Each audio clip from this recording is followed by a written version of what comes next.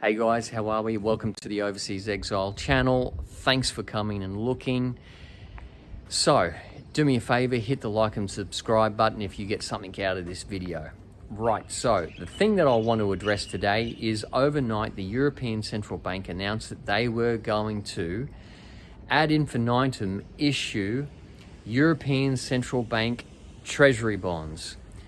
That means that they will continue to issue European Central Bank Treasury Bonds to whatever extent that they deem necessary. To counter-lever this, they are going to increase interest rates. Just think about this. So on one hand, they're adding more and more money to the M1 money supply, which has inflationary pressure. As I've said in previous videos, there is only one reason why you get inflation, and that is too much money being added to the M1 money supply by the central bank. It's got nothing to do, or very little to do, with supply chain shortages. So they've added too much money to the M1 money supply. Currently, the European Central Bank is suffering from inflation, but also on the other hand, they're suffering from recession, or in the case of the UK, stagflation, or recession in the US, or recession in Australia, recession in New Zealand. But all the central banks are increasing interest rates. Why? Because they've added too much money to the M1 money supply. They're having to counter-lever this, and that is what we're seeing done at the moment. So the European Central Bank have come out and they're using a term called transmission protection mechanism. I mean, the crap that they make up is just extraordinary. So transmission protection mechanism. So what they're basically saying is, as they add more money to the M1 money supply to stimulate the European economy, because it's cooked, what they're going to do is increase interest rates. This is only going to affect one group of people. And Charles Schwab from the World Economic Forum would be absolutely beside himself with glee, and is probably the architect of this. So it's only going to affect the middle class. Think about this.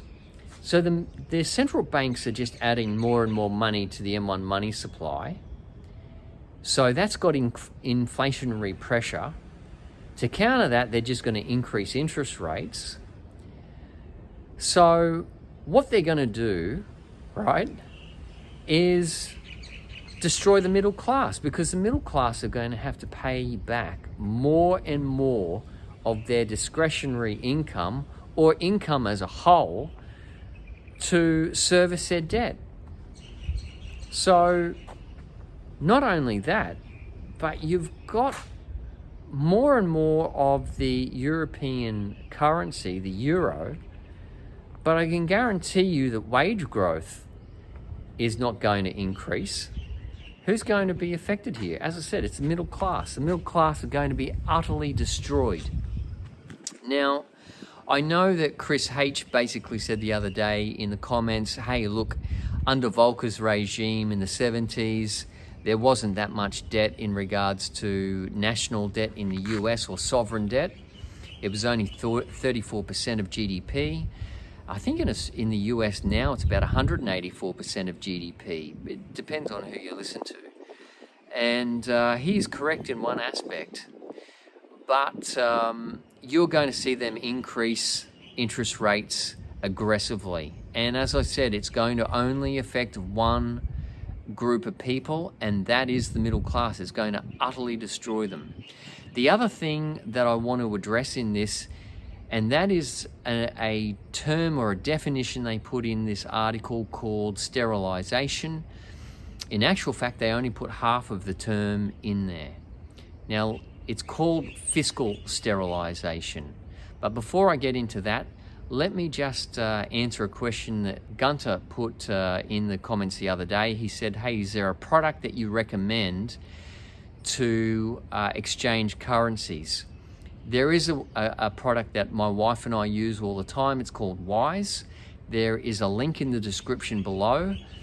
If you use that link, you will get up to 500 euros or the equivalent of 500 euros in currency transfers, absolutely free of charge. Now, Wise bank accounts are very good in that you can send and receive in up to over 50 currencies.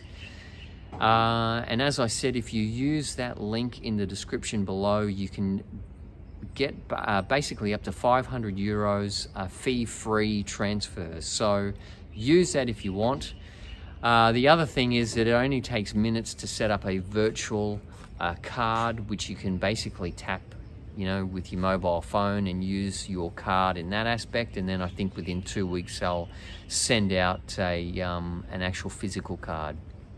Anyway, getting back on to matters with fiscal sterilization, it really is master's or doctorate level economics, and it's a little bit difficult to explain, but it is going to be another counter lever that the European Central Bank uses to try and counter all of this M1 money supply issuance or Treasury Bond issuance.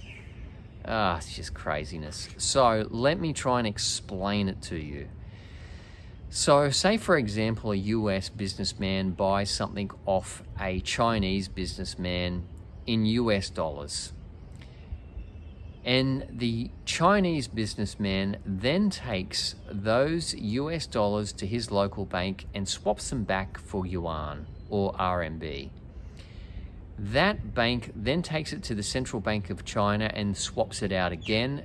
The Central Bank of China is then meant to take those US dollars and swap them out on the Bank of International Settlements. Now, if they do not swap that out on the Bank of International Settlements, it leaves increased demand for renminbi on the international market. That increases the value of RMB, which counterlevers the fact that the Chinese would have to print more yuan domestically in order to supply the domestic economy with enough yuan to trade in. So if they were to do that, they would put increased inflationary pressure because they're adding more yuan to the domestic currency. But because they have not cashed in or cashed back that renminbi or yuan on the National Bank of Settlements, that pushes a demand or a value increase on that RMB. So that counterlevers the inflationary effect, it sterilizes it. And I think that's where you get the term fiscal sterilization. I hope I've explained that clearly. It is a difficult concept. But anyway, that's basically what happens. And that's basically what the European Central Bank have come out and said that they're going to do. They're going to come out, and this is not... Look, there's certain protocols that you play when it comes to international monetary policy, and this is not good. This says to me one thing. The European Central Bank think there's an end game to all this. And I suggest that they know that either they're going to world war, which will completely collapse the global economy, and they're going to have some sort of, problem, reaction, solution, and bring out a new international trading currency and possibly even a new global taxation system. They're pushing for something really detrimental to the middle class here. They're destroying the middle class, and they're going to bring out something that is contrary to the benefit of the middle class. Absolutely convinced of this. Anyway, guys, as I said, shot this video so many times, I am sick of it, to be honest, but really needed to get this out to draw your attention to it, to give you a greater understanding as to what is actually happening and where this is all going. And it's very, very dire, to put it mildly. Anyway, guys, look, thanks for watching. If you haven't liked and subscribed to the channel, please do that. And do me a favor, go to overseasexile.com and subscribe to the website.